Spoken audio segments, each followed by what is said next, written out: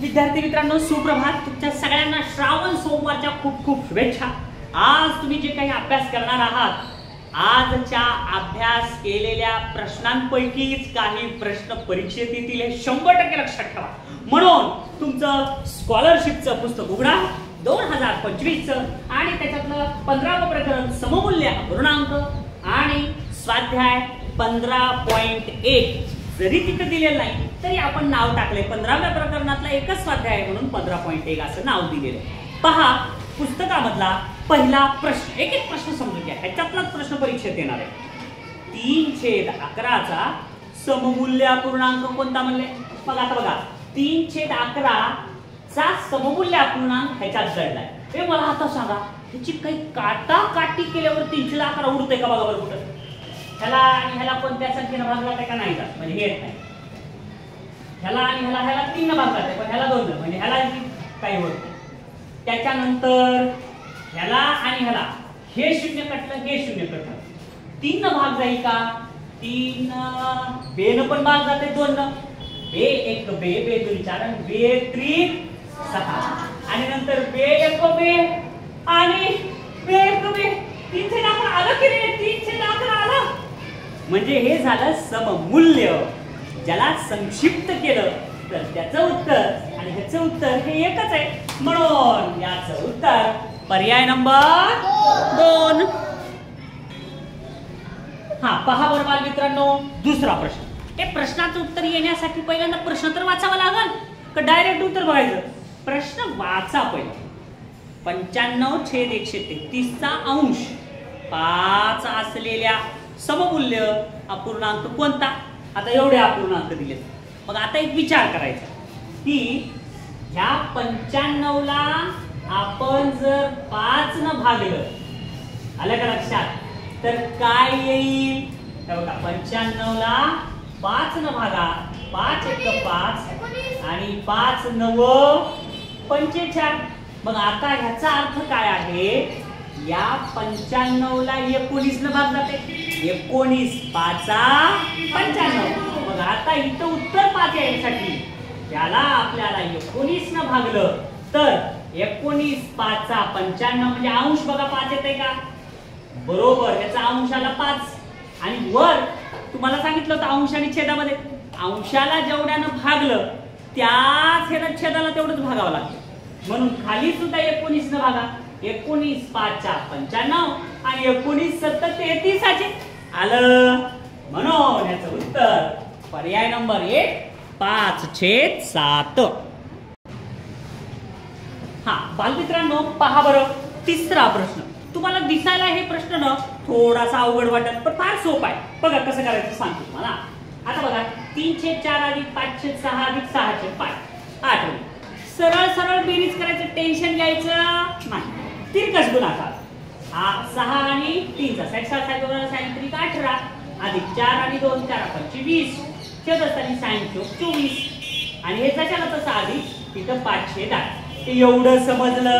चला बेरीज 18 आणि 20 किती झाले? 38/24 अधिक 5/8. एवढं समजलं. आता 2 प्रकार आहेत. आता तुम्ही काय करू शकतात बालमित्रांनो, हे जसं आपण तिरकस गुणाकार केला तसं इथेही तिरकस गुणाकार करू शकतात. 38 8चा आणि 5चा आणि 24चा. पण आपल्याला इथं छेद 24 24 24 दिसायला 2 ठिकाणी, म्हणून त्याला 24 ला 24च राहू देऊ. या 8ला 24 करता येईल का? 8ला कितीने गुणल्यावर 24 होतंय? मग ह्याला 3 न गुणलं. मग आता मला सांगा, लहान भावाला 3 चॉकलेट दिले तर वर पण 3 चॉकलेट द्यावं लागतील की रे? म्हणून ह्याला पण 3 न गुणायचं. म्हणजे हे गणित झालं 5 3 15 8 3 24 म्हणजे 38/24 इकडं आणि अधिक तिकडं आले 5 3 15/24. आता बेरीज करा. छेद समान झाले का नाही? मग छेद समान झाल्यावर तिरकस बेरीज करायची गरज आहे का? नाही. मग आता उत्तर किती? 8 आणि 5 13ला 3 हातचा 1 3 आणि 4 आणि 5 53/24 झालं. अरे चा पर्यायात तर 53/24 नाही. बापरे, म्हणजे एवढ्या मेहनतीनं करा उत्तर नाही. घाबरायचं नाही. बघा आता 24 न या 53ला भागायचं मग 24 एक 24, 24 दुनी 48, उरले बाकी 5. आता इथं पूर्णांकयुक्त अपूर्णांकात रूपांतर केले बरं काय. जी बाकी असती ना ती बाकी नेली वर, म्हणजे बघा असं होतंय बाकी छेदस्थानी भाजक आणि इकडं काय भागाकार. मग असं कुठं आहे तर पर्याय नंबर 4. इथं 2 काय आहे भागाकार, बाकी काय 5 वर आणि खाली काय भाजक 24. समजलं सगळ्यांना. म्हणून याचं उत्तर पर्याय नंबर 4. हा एक बालमित्रांनो बघा बरं, चौथा प्रश्न तर फार सोपा आहे. मला ना परीक्षेमध्ये अशा आकृत्या आलेल्या दिसल्या की मला ते प्रश्न असा वाटतं लय सोपा आहे आणि खरंच असते. काय दिलं बघा, सोबत दिलेल्या आकृतीतील पुढील पैकी कोणता अपूर्णांक, म्हणजे पुढील पैकी म्हणजे हे पर्याय आहे, पुढील पैकी कोणता अपूर्णांक रेखांकित न केलेल्या भागाचा सममूल्य अपूर्णांक दर्शवत नाही ते सांगा. मग रेखांकित न केलेले भाग किती आहेत, टोटल भाग किती ते 1 2 3 4 5 6. 6 भागापैकी रेखांकित न केलेले भाग 4. मग आपल्याला काय म्हणले, या 4/6शी सममूल्य नसलेला भाग, रेखांकित न केलेल्या भागाचा सममूल्य अपूर्णांक दर्शवत नाही. पण हे सममूल्य काय होईल, 2 बे 2 दुनी 4 आणि 2 3 6. म्हणजे हे उत्तर किती आलं रे 2/3. मग आता बघा 2/3 शी सममूल्य असलेलं कोणतं नाही ते शोधायचं. आता हे तर आहे. आता इथं बघा 2 बे 2 दुनी 4 आणि 2 3 6. हे पण आहे हे पण आहे. त्याच्यानंतर इथं 4 1 4 4 2 8 आणि 4 3 12. फक्त हे नाही आहे, बाकी सगळे सममूल्य आहेत. म्हणून चौथ्याचं उत्तर पर्याय नंबर 1/3 आलं. अरेच्या बालमित्रांनो हे 5वा प्रश्न तर अत्यंत सोपा आहे. काय दिले 5व्या प्रश्नात, 5/12 बरोबर 40/चौकट. तर चौकटीच्या जागी कोणती संख्या, हा इतका सोपा प्रश्न. नीट बघा, 5 ला किती चॉकलेट मिळाले म्हणजे 40 झालं, राईट.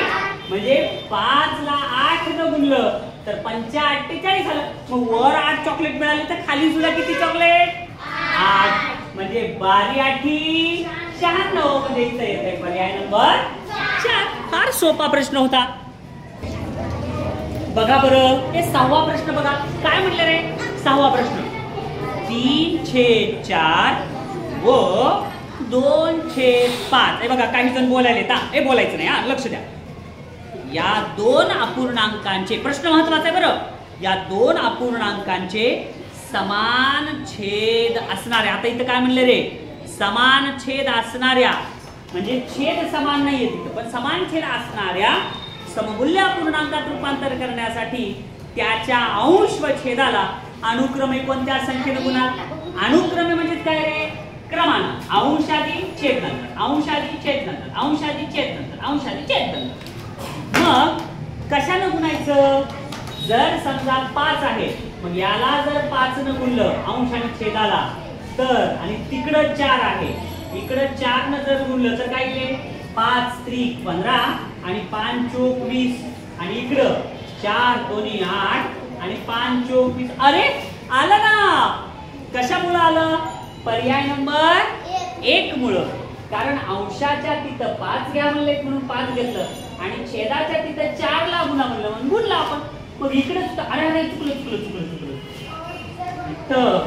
इथं पाऊस पण इथं 5 पाहिजे, हा 5 आणि छेदाला 4 बरोबर आहे. मग आता इथं 5 दोन्ही 10 येईल, हा तरी पण आलं की रे.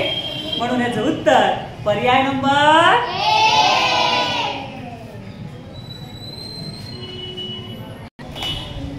बघा बरं 7वाही प्रश्न सोपा आहे. काय म्हणले की गुणिले 5 छेदस्थानी 8 गुणिले 7 या गुणाकाराशी सममूल्य अपूर्णांक कोणता हे पर्यायातून शोधायचं. मग अगदी सोपं आहे बघा. अंशाचा गुणाकार 5 त्रिक 15 आणि 7 8 56. आता याच्याशी सममूल्य कोणता आहे, पर्यायात आहे फक्त 15/56 15/56 15/56 15/56 कुठंच नाही. मग काटाकाटी करून बघा 15/56 ला काटाकाटी 3 भाग जाते का 5 आणि 5 आणि 11 नाही. ह्यालाही 3 भाग जात नाही, ह्यालाही 3 भाग जात नाही, म्हणजे हे येत नाही. इथं 56च दिले, 56, हे पण येणार नाही.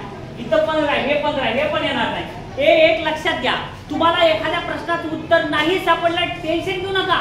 कोणते 3 पर्याय येणार नाही ते बघा. मग इथं वर 15 आहे, हे 15, हे तर कधीच येत नाही. इथं 56 आहे, हे 56 आहे, हे बी कधीच येत नाही. इथं 15च्या जागी 3 आहे, पण खाली 3 भाग जात नाही, हे बी येणार नाही. मग आता कशानं भाग जाईल म्हणजे उरलं काय घेत म्हणजे 100% हे उत्तर आहे. पडताळा करूया.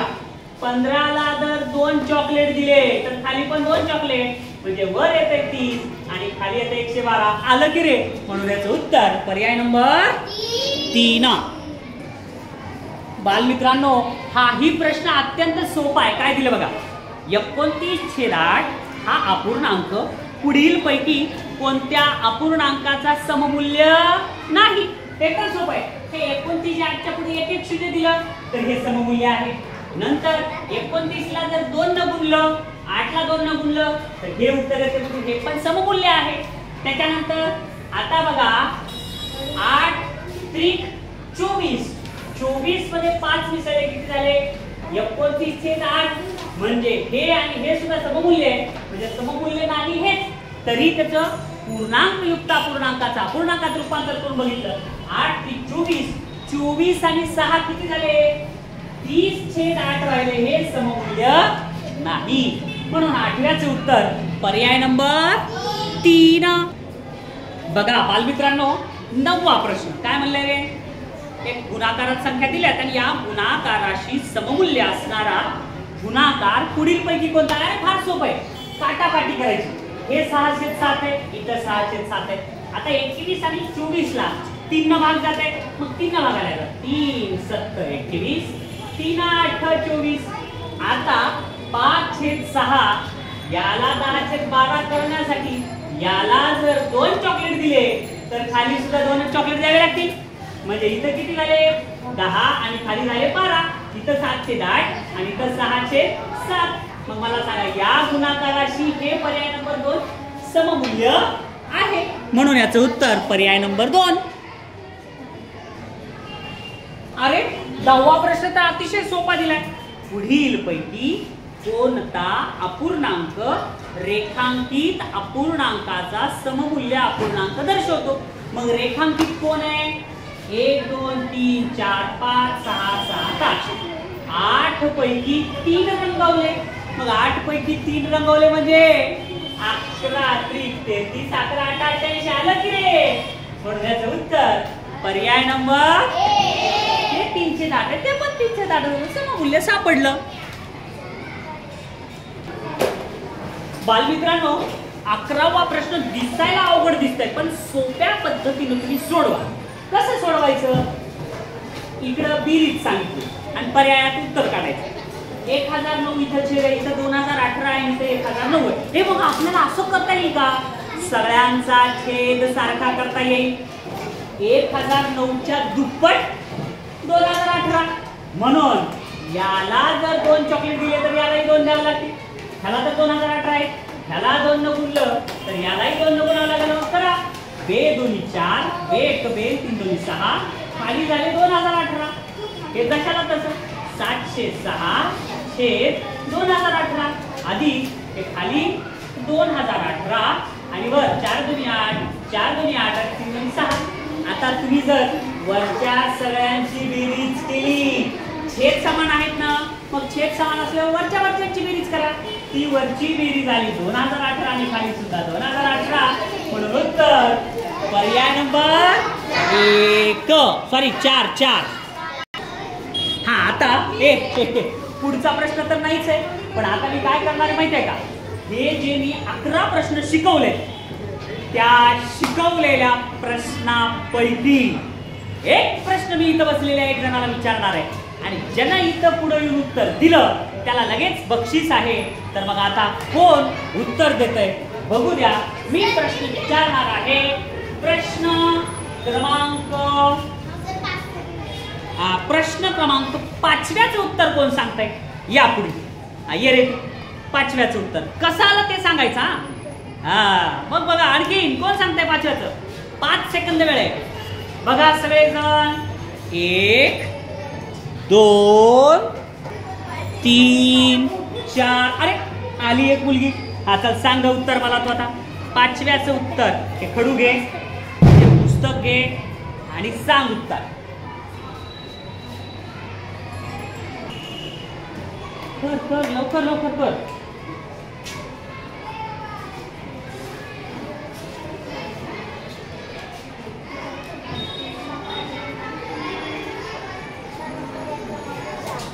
अरे वा वा वा, सगळेजण हिच्यासाठी जोरदार टाळ्या वाजवा. शिकवलं आणि तिने छानपैकी शिकवलेलं स्पष्टीकरणाचं उत्तर सांगितलं, त्याच्यामुळे तुला एक स्केच पेन बक्षीस. Very good. बसा खाली. अशाच पद्धतीनं तुम्ही सगळेजण अभ्यास करा आणि केलेल्या अभ्यासाचं तुम्ही सगळेजण उत्तर कसं आलं ते सांगता यायला पाहिजे. धन्यवाद.